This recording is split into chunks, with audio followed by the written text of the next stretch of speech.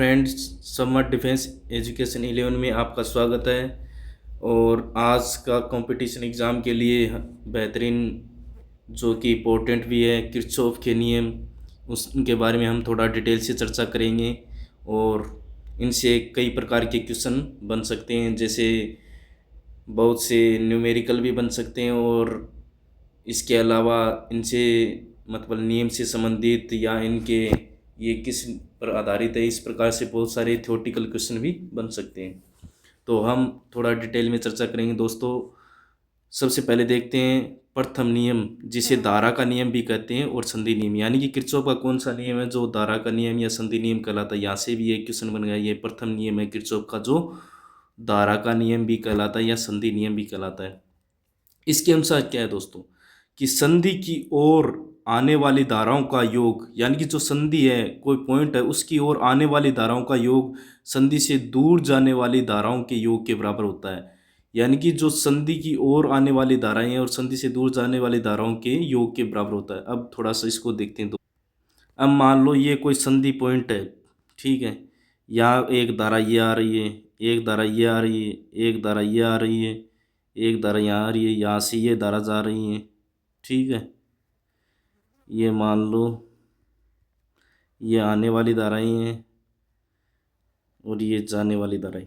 इसको नाम देता हूँ I1, I2, I3, I4, I5, I6, I7, I8, I9। अब देखो दोस्तों, ये कोई संधि पॉइंट हो गया। तो ये नियम क्या कहता है कि संधि की ओर आने वाली धाराएं हैं, उनका योग और संधि से दूर जाने वाली धाराओं के योग के बराबर होता है। यानी कि जो आने वाली धाराएं कौन सी, I1 plus I2 plus I3 plus I4, ये पॉइंट मान लो P है, या P जैक्सन पॉइंट है, यहाँ पर संधि पॉइंट है, ठीक है। ये तो आने वाली धाराओं का योग हो गया। किसके बराबर होगा, ये जाने वाली धाराओं का योग के बराबर। जाने वाली धाराएं कौन कौन सी है, I5 plus I6 plus I7 plus I8 plus I9, ठीक है।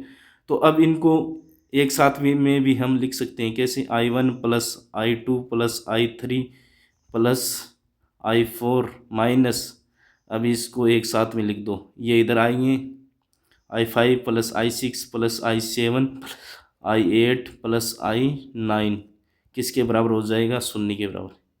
ये अपना पहला नियम है किरचॉफ का धारा का नियम, यानी कि संधि की ओर आने वाली धाराओं का योग संधि से दूर जाने वाली धाराओं के योग के बराबर होता है। और इसमें एक और इम्पोर्टेंट पॉइंट है दोस्तों, जिससे क्वेश्चन बन सकता है।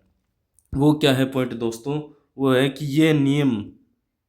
यह नियम आवेश संरक्षण के सिद्धांत पर आधारित है। आवेश संरक्षण पर आधारित है। ये बहुत इंपॉर्टेंट लाइन है, इससे मोस्टली क्वेश्चन बनता है, ठीक है दोस्तों। अब अपन दूसरे नियम की ओर बढ़ेंगे। दूसरा नियम क्या कहता है दोस्तों, किरचॉफ का दूसरा नियम, द्वितीय नियम, वोल्टता नियम या पास का नियम, यानी कि ये एक लूप, ये एक बंद पास का नियम है, या वोल्टता का नियम भी कहते हैं इसको। किरचॉफ का जो द्वितीय नियम है, ये क्वेश्चन होगा एक, ठीक है दोस्तों। अब ये कह क्या रहा है, इस नियम के अनुसार किसी बंद पास में एक निश्चित दिशा में घूमते हुए वोल्टताओं का बीजगणितीय योग 0 के बराबर होता है। यानी कि कोई भी अपन पास ये इसमें अलग अलग बैटरी या विभिन्न धाराएं प्रतिरोध जुड़े हुए हों, तो एक निश्चित दिशा में या फिर किसी भी दिशा में क्लॉकवाइज या एंटी क्लॉकवाइज घूमते हुए वोल्टताओं का जो बीजगणितीय योग होगा वो किसके बराबर होगा, 0 के बराबर होगा। ये कहना चाहते हैं किरचॉफ का द्वितीय नियम, वोल्टता का नियम। इसको थोड़ा सा डिटेल से देखते हैं। अब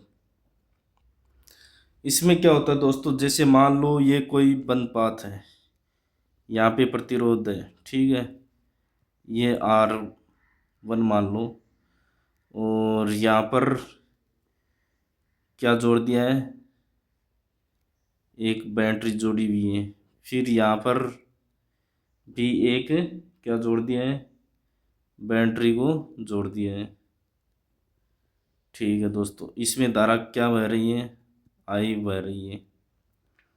और इसमें यानी कि इस प्रकार से कोई परिपथ होगा, ठीक है दोस्तों, तो उसमें क्या होता है, V1, ये मान लो V2, तो एक निश्चित दिशा में चलते हुए ये मान लो माइनस, ये भी क्या है, माइनस।